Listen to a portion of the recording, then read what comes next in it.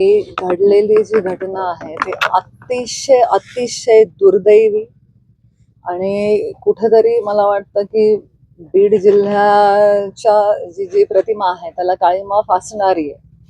तर एक माणूस साधा आपला कोणाच्या आध्यात नसणारा, मध्यात नसणारा, कधी कुठल्या संस्थेशी नाही, कधी कुठल्या राजकीय गोष्टीशी संलग्न नसणारा, आपला उदरनिर्वाह करणारा साधा सरळ माणूस त्याच्या हॉटेलवरती जेव्हा त्याच्या डोळ्यात देखत एखादी मारामारी होते तो बिचारा सोडवायला जातो.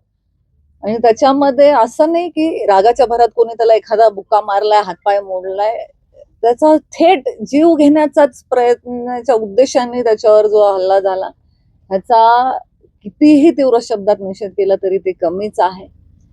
आता या प्रकरणामध्ये मुख्यमंत्र्यांनी स्वतः आदेश देऊन SITची पण स्थापना झालेली आहे आणि त्या माध्यमातून कुटुंबाला न्याय मिळेल ही आमची भावना आहे.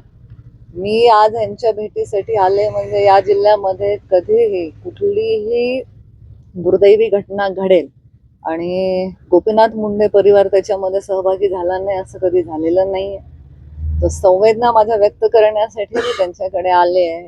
तरी म्हणजे कालच येणार होते मी, पण मला जिल्ह्यात पोचायला काल खूप उशीर झाला त्यामुळे मी काल नाही येऊ शकले. मला वाटतं की आज हे कुटुंब अतिशय क्लेशामध्ये, अतिशय दुःखामध्ये आहे आणि ते खऱ्या अर्थाने न्यायाची वाट बघतायत. जो न्याय त्यांना मिळेल ही आमची सरकारकडून अपेक्षा आहेच आहे. परंतु ते मिळत असताना जर कुठल्या पद्धतीचं काही कमी जास्त होतंय असं वाटलं तर या कुटुंबासमवेत आम्ही पूर्णपणे हे प्रकरण तडीस जाईपर्यंत त्यांच्या पाठीशी भक्कमपणे आम्ही उभे राहू.